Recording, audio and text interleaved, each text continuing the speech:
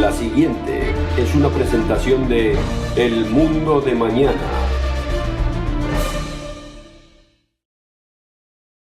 ¿Sabía usted que aproximadamente un cuarto de la Biblia comprende profecía? Y muchas de estas profecías son para nuestro tiempo de hoy y para los años que se aproximan. Además, de acuerdo a su registro histórico, usted puede tener confianza de que lo que dice va a acontecer. Decenas y hasta cientos de predicaciones específicas ya han tomado lugar, aunque muchas más ocurrirán en un futuro muy cercano. Hoy vamos a examinar una de estas predicciones, que es muy posible que usted pueda ver en su vida, y lo que vamos a ver en este programa puede provocar la diferencia entre entender lo que está aconteciendo o ser engañado por lo que está aconteciendo. La Biblia predice que al final de esta era, un poderoso líder carismático se levantará y engañará a la mayoría del mundo. Tendrá el poder de hacer descender fuego del cielo en una forma aparentemente milagrosa. Va a ser visto como un salvador y como un hombre santo, pero estará muy lejos de ser santo, y en vez de salvación, lo que traerá será destrucción. Este hombre, conocido como el Anticristo, trabajará junto con un poderoso gobierno europeo, conocido como la Bestia, y juntos traerán desastrosas consecuencias a todos sus seguidores e inclusive al mundo entero. Al final, solo el retorno del verdadero Mesías detendrá el desenfreno del ser humano hacia la autoaniquilación. Uno pensaría que el retorno de Jesucristo para salvar a la humanidad de la autoaniquilación sería bienvenido, pero este falso profeta del tiempo del fin llevará a las naciones a pelear contra el verdadero Mesías a su retorno. ¿Reconocerá usted al Anticristo cuando aparezca o será engañado por él? La mayoría serán engañados. ¿Cómo puede usted reconocerlo? ¿De qué señales debe estar atento? ¿Las conoce? ¿O será usted otra persona engañada, dejándose llevar por la multitud y la emoción del momento? En definitiva, ¿reconocerá usted al Anticristo? Acompáñenos.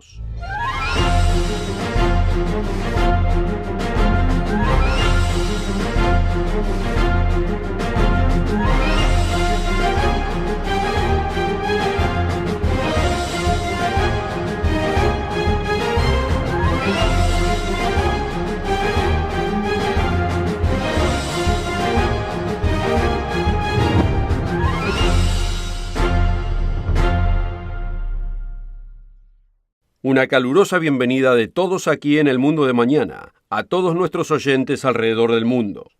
Nos deleita que pueda acompañarnos. El Anticristo se aproxima, es lo que dice su Biblia. ¿Lo reconocería usted cuando aparezca en escena? ¿Y cuáles serán las consecuencias para aquellos víctimas de sus mentiras? ¿Se da cuenta que la propia predicción del Anticristo es un cumplimiento profético? Considere lo siguiente.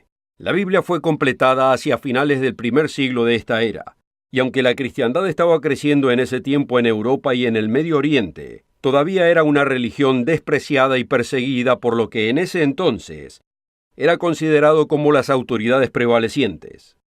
Y en muchas partes del mundo ni siquiera se había escuchado. Era muy distinto de lo que conocemos hoy. Muchas religiones aparecieron y desaparecieron.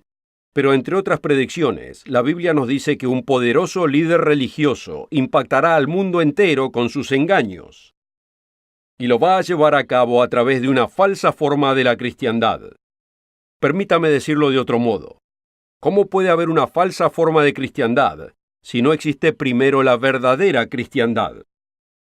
No solo en el primer siglo, sino incluso 2000 años después. Mucho ha sido dicho acerca del Anticristo.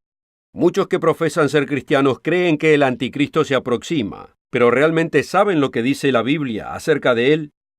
¿Lo sabe usted? Es una importante pregunta, y no para ser tomada leve. El término Anticristo en forma singular y plural se encuentran solo en las Escrituras del apóstol Juan y solamente en 4 versículos. Muchos que dicen ser cristianos hablan del Anticristo, que vendrá al final de la era. Pero Juan nos dice que incluso en sus días, muchos anticristos ya habían surgido. Nos advirtió en 1 de Juan 2, versículo 18.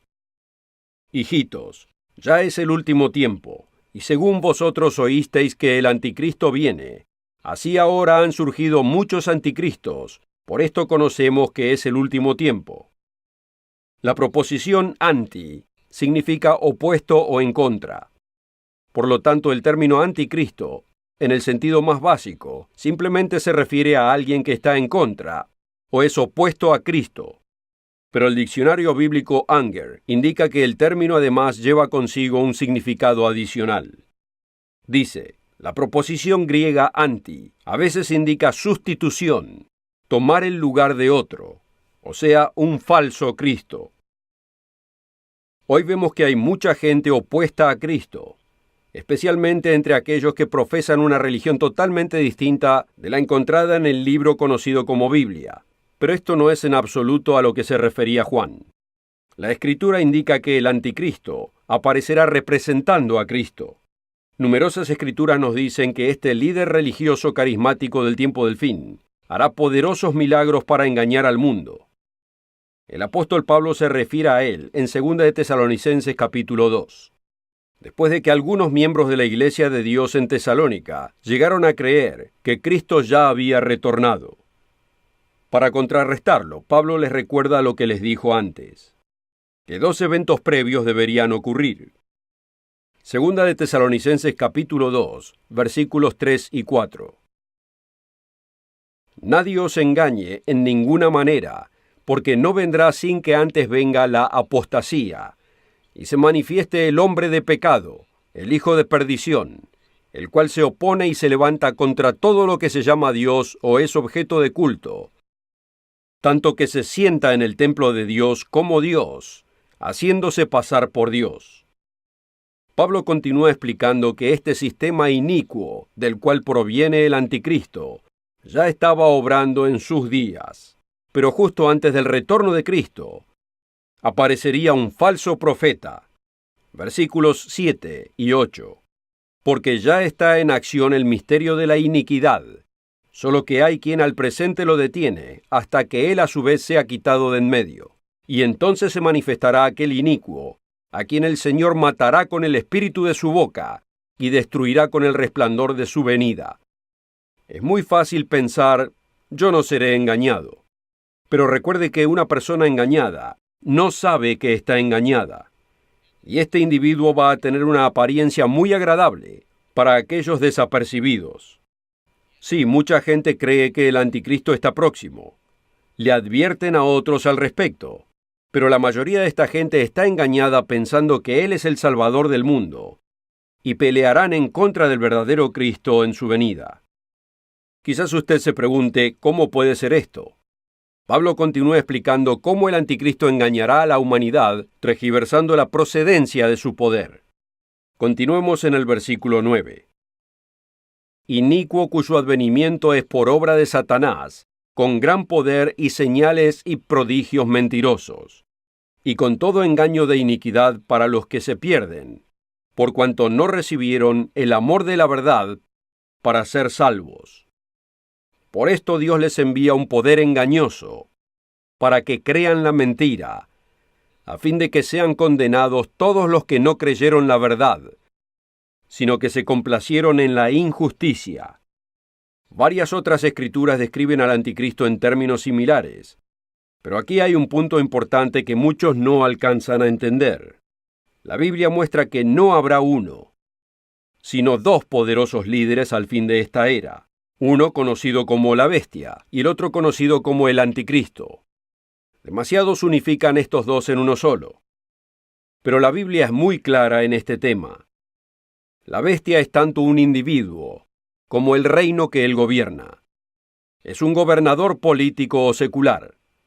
El anticristo, por otro lado, es un líder religioso. No tiene importancia que cada uno compita por gobernar al mundo. Trabajan juntos porque cada uno necesita al otro. Apocalipsis capítulo 16, versículos 13 y 14, habla de ambos hombres, de cuál es el poder detrás de ellos y qué es lo que harán. En este pasaje el anticristo es llamado el falso profeta. Y vi salir de la boca del dragón, el cual es Satanás, y de la boca de la bestia, y de la boca del falso profeta, 3 espíritus inmundos a manera de ranas, pues son espíritus de demonios que hacen señales, y van a los reyes de la tierra en todo el mundo, para reunirlos a la batalla de aquel gran día del Dios Todopoderoso. Apocalipsis 13 se refiere al reino de la bestia y al sistema del cual emerge el falso profeta. Los primeros 10 versículos nos hablan del reino de la bestia, y comenzando en el versículo 11, describe una segunda bestia. Pero es evidente en la descripción que es un sistema religioso, modelado según la estructura gubernamental de la bestia. Después vi a otra bestia que subía de la tierra, y tenía 2 cuernos semejantes a los de un cordero, pero hablaba como un dragón. El cordero es simbólico de Jesucristo, y el dragón es descrito en Apocalipsis 12:9 como Satanás. La oferta de hoy es absolutamente gratis, sin costo ni obligación. Visítenos en elmundodemañana.org. Encuéntrenos en Facebook y síganos en Twitter. Con esta oferta también obtendrá una suscripción gratuita de la revista El Mundo de Mañana, cubierta de interesantes artículos y perspectivas relevantes de importantes temas de actualidad. El Mundo de Mañana lo mantendrá actualizado con noticias internacionales, profecía bíblica y el significado de la vida misma. El Mundo de Mañana. Llame hoy. Continuemos en los versículos 13 y 14. También hace grandes señales, de tal manera que aún hace descender fuego del cielo a la tierra delante de los hombres. Y engaña a los moradores de la tierra con las señales que le ha sido permitido hacer en presencia de la bestia. La Biblia usa una variedad de descripciones para este individuo y para el sistema detrás de él. Es llamado el anticristo, el inicuo, el hombre de pecado y el hijo de perdición. Y su sistema es descrito como una bestia con 2 cuernos como de cordero, pero que habla como un dragón.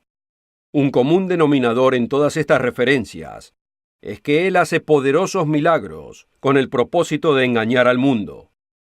Y aunque el espíritu del anticristo se remonta al primer siglo de esta era, el enfoque primordial de estas profecías es en los tiempos del fin. Daniel capítulo 7 lo describe como un cuerno corto pero vigoroso. Y agrega que existe un conflicto entre el anticristo y los verdaderos servidores de Dios. Daniel 7, versículo 25.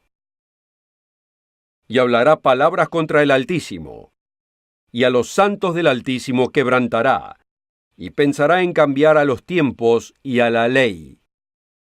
Aquí encontramos que intentará cambiar a los tiempos y a la ley.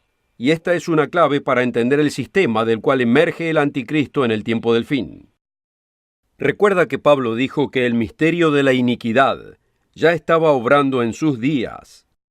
Cuando leemos la Biblia, encontramos que Dios instituyó un modo de vida para Israel. Incluye leyes, y algunas leyes incluyen cómo usamos el tiempo. Por ejemplo, en Génesis capítulo 2, versículos 2 y 3, leemos lo siguiente. Y acabó Dios en el día séptimo la obra que hizo, y reposó el día séptimo de toda la obra que hizo. Y bendijo Dios al día séptimo, y lo santificó, porque en él reposó de toda la obra que había hecho en la creación. Los judíos han preservado el ciclo del séptimo día a través de los siglos, y los teólogos católicos y protestantes admiten, sin reparo, que el sábado es el sabbat bíblico. Pero comúnmente es enseñado y creído que debemos guardar el domingo como día de adoración porque es el día del Señor. Muchos creyentes sinceros aceptan esta explicación sin ninguna prueba bíblica en absoluto. Un pasaje utilizado para decir que no debemos guardar el séptimo día sábado es encontrado en Marcos capítulo 2. Aquí encontramos el ejemplo de los discípulos de Jesús atravesando los sembrados en el día sábado y arrancando algunos granos para saciar el hambre. Cuando los fariseos los condenaron, Jesús defendió su proceder y les respondió: El sábado por causa del hombre es hecho, y no el hombre por causa del sábado, en el versículo 27. Pero muy lejos de abrogar el sábado, Jesús lo aprobó en el próximo versículo cuando dijo: así que el Hijo del Hombre es Señor aún del sábado. Ahora, uno no puede ser Señor de algo que no existe. Pero además de confirmar la existencia del sábado, este versículo define cuál es el día del cual Jesús es Señor, el sábado bíblico, el séptimo día de la semana. Usted puede buscar de principio a fin y no encontrará ninguna escritura refiriéndose al domingo, o sea, el primer día de la semana como el día del Señor. Simplemente no existe. El sistema del anticristo ya estaba obrando en los días de Pablo, pero cambiar la ley de Dios con respecto al día sábado llevó tiempo.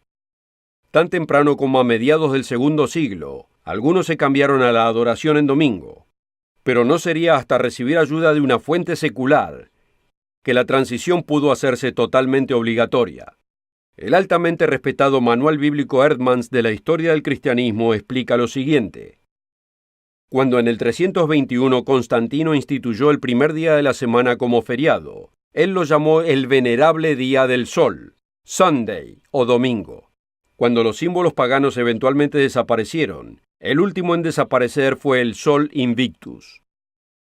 Cambiar los tiempos como predice Daniel 7:25 no concluyó con el día de reposo semanal. El conjunto completo de los días santos bíblicos ha sido desechado y reemplazado por festividades paganas.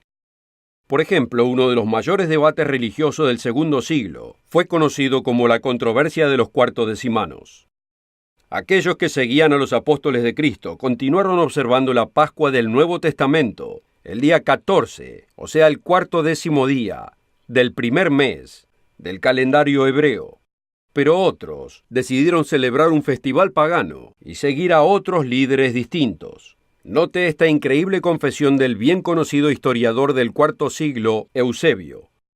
Porque ni siquiera pudo Aniceto persuadir a Policarpo de que no la observase, refiriéndose a la Pascua, porque él siempre la había observado con Juan, el discípulo de nuestro Señor, y el resto de los apóstoles con quienes se asociaba. Y hasta Eusebio, quien era un aliado de Roma, libremente admite que la fuente de práctica de Policarpo era los apóstoles de Cristo. Así que uno tiene que preguntarse quién era al que el obispo de Roma estaba siguiendo. Las fiestas bíblicas y días santos eran observados por Jesús y sus apóstoles. Estos incluían la Pascua, 1 Corintios 5:7, los días de panes sin levadura, 1 Corintios 5:8, Pentecostés, los Hechos capítulo 2, la fiesta de trompetas, 1 Tesalonicenses 4, versículos 15 al 17, el día de expiación, los Hechos 27:9, la fiesta de tabernáculos, Juan 7, primeros 10 versículos. Y el último gran día, Juan 7, versículos 37 al 39. Ahora veamos una lista de días que no pueden ser encontrados en ningún lugar en las Escrituras. La Navidad, Semana Santa, Miércoles de Ceniza, Viernes Santo, Halloween o Noche de Brujas, el Día de Todos los Santos y el Día de San Valentín. La palabra Easter se encuentra en una traducción en inglés, pero es claramente una traducción errónea. Todas las traducciones modernas fueron corregidas con la palabra Pascua. Por supuesto, cuando yo era joven pensaba que la mayoría de estas celebraciones provenían de la Biblia. Después de todo, Cristo tuvo que nacer en algún día del año. Pero ¿por qué entonces nunca vemos que los apóstoles celebraran su nacimiento? ¿Cuál es el origen de esta popular celebración? Citando de Eerdmans, la Iglesia cristiana adoptó muchas ideas paganas e imágenes. De la adoración del sol, por ejemplo, viene la celebración del nacimiento de Cristo, el 25 de diciembre, el nacimiento del sol. Saturnalia, el festival romano de invierno del 17 al 21 de diciembre, proveía el regocijo, el intercambio de regalos y las típicas velas de la festividad posterior de la Navidad. El espíritu del anticristo comenzó muy temprano en la historia de la cristiandad. Es un espíritu contrario a la ley, no porque sea sin ley, sino porque, como nos es dicho en Daniel 7:25, intentará cambiar los tiempos y la ley. El anticristo rechaza la ley de Dios y la sustituye por las tradiciones hechas por el hombre. El efecto es una religión moralmente quebrantada, que se enfoca en rituales, sentimentalismo y emociones subjetivas. Muchos teólogos argumentan que la ley de Dios es muy difícil para poder guardarla, y que lo único que hay que hacer es aceptar a Cristo y amarse unos a otros. Y en cierto sentido están en lo cierto. No podemos guardar la ley por nuestra cuenta, pero lo que no logran entender es que cuando recibimos el Espíritu Santo, después del bautismo y la imposición de manos por el ministro, Jesucristo y Dios Padre moran en la persona y Jesucristo en nosotros puede guardar la ley. Esto depende, por supuesto, de nuestra sumisión a la voluntad de Dios. Pero esto es rechazado por el espíritu del anticristo.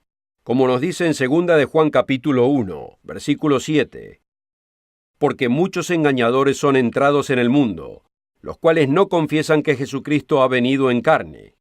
Este tal es el engañador y el anticristo. El tiempo del verbo ha venido, en el griego original, está en tiempo presente continuo, o sea que no está describiendo un evento pasado, sino un evento continuo. Para decirlo claramente, él rechaza que Cristo esté viviendo su vida en nosotros. Lo rechaza al decir que no podemos guardar la ley de Dios. En su tesis titulada ¿Quién o qué es el anticristo?, el Dr. Roderick Meredith lo resumió del siguiente modo. La doctrina del anticristo, entonces, es que Cristo no vive literalmente su vida en los suyos hoy. Es la falsa enseñanza de que los cristianos hoy pueden vivir una clase de vida distinta de la que vivió Jesús y que todavía pueden ser sus verdaderos seguidores. Generalmente incluye la idea de que Cristo ya fue justo por nosotros y por lo tanto ya no debemos hacerlo, que nosotros simplemente lo aceptamos y su justificación es imputada en nosotros. En realidad, que Dios se engaña a sí mismo y pretende que nosotros somos justos, cuando realmente no lo somos. ¿Y qué hay de usted? ¿Será usted engañado cuando el profetizado anticristo aparezca en el escenario mundial? ¿O ya ha sido engañado al seguir la doctrina del falso profeta? ¿Cómo puede estar seguro? El mejor indicador de la conducta futura es la conducta presente. Para decirlo de otro modo, lo que uno hace hoy es generalmente lo mismo que va a hacer mañana. Si uno practica la doctrina del anticristo contraria a la ley, es muy posible que lo siga a este hombre cuando aparezca. Sus doctrinas le parecerán normales, y cuando le incluya los milagros que esta figura carismática haga, hasta los cristianos nominales o hasta los ateos serán arrastrados por la emoción del momento. ¿Cómo vive usted hoy en día? ¿Qué decisiones hace cada día con respecto a las enseñanzas de Cristo? ¿Lo está obedeciendo a Él? ¿O está siguiendo a la multitud por la senda incorrecta, la senda del anticristo? Jesús condenó a aquellos que usaban su nombre pero se oponían a su instrucción y enseñanzas. Él hizo la siguiente pregunta en Lucas 6, versículo 46. ¿Por qué me llamáis Señor, Señor, y no hacéis lo que yo digo? En Mateo 7 y versículo 21, Él corrige a aquellos que lo llaman Señor, pero que no siguen su instrucción. No todo el que me dice Señor, Señor, entrará en el reino de los cielos, mas el que hiciere la voluntad de mi Padre que está en los cielos. Muchos me dirán en aquel día, Señor, Señor, ¿no profetizamos en tu nombre y en tu nombre lanzamos demonios y en tu nombre hicimos muchos milagros? Y entonces les protestaré, nunca os conocí, apartaos de mí, obradores de iniquidad. Jesús reprendió a los fariseos y escribas por sustituir los mandamientos de Dios por sus tradiciones hechas por los hombres. Entonces dejó abundantemente en claro que es muy posible adorarlo en vano. En Marcos capítulo 7 versículos 6 y 7 dice, y respondiendo él, les dijo, hipócritas, bien profetizó de vosotros Isaías, como está escrito, este pueblo con los labios me honra, mas su corazón está lejos de mí, y en vano me honra, enseñando como doctrinas mandamientos de hombres. ¿Ha considerado que usted puede estar adorando a Cristo en vano? Hoy en día muchos profesan ser cristianos, pero fallan al no seguir las enseñanzas de aquel mismo del que profesan su nombre. Y muchos que dicen ser cristianos siguen al espíritu del anticristo, oponiéndose rotundamente a la enseñanza de Cristo, creyendo y enseñando que las leyes de Dios han sido abrogadas. Pero ¿qué dijo Jesús? Cuando un joven le preguntó, ¿qué puedo hacer para obtener la vida eterna? Él respondió en Mateo 19:17, si quieres entrar en la vida, guarda los mandamientos. Y si esto no es suficiente, ¿qué piensa de la siguiente cita del Sermón del Monte? El verdadero centro y alma del mensaje de Jesucristo. Jesús declaró en Mateo 5, comenzando en el versículo 17, no penséis que he venido para abrogar la ley, o los profetas. No he venido para abrogar, sino para cumplir. Porque de cierto os digo, que hasta que perezca el cielo y la tierra, ni una jota ni un tilde perecerá de la ley, hasta que todas las cosas sean hechas. De manera que cualquiera que infringiere uno de estos mandamientos muy pequeños, y así enseñare a los hombres, muy pequeño será llamado en el reino de los cielos. Mas cualquiera que hiciere y enseñare, éste será llamado grande en el reino de los cielos. Conformarse a la doctrina del anticristo es el camino fácil de hoy, y será la senda popular cuando aquel falso profeta comience a realizar sus milagros engañosos. Pero todo esto llegará a un fin, cuando retorne el verdadero Jesucristo de la Biblia, y aquellos que rechacen la doctrina del anticristo reinarán con Cristo en esta tierra, estableciendo paz, prosperidad y armonía.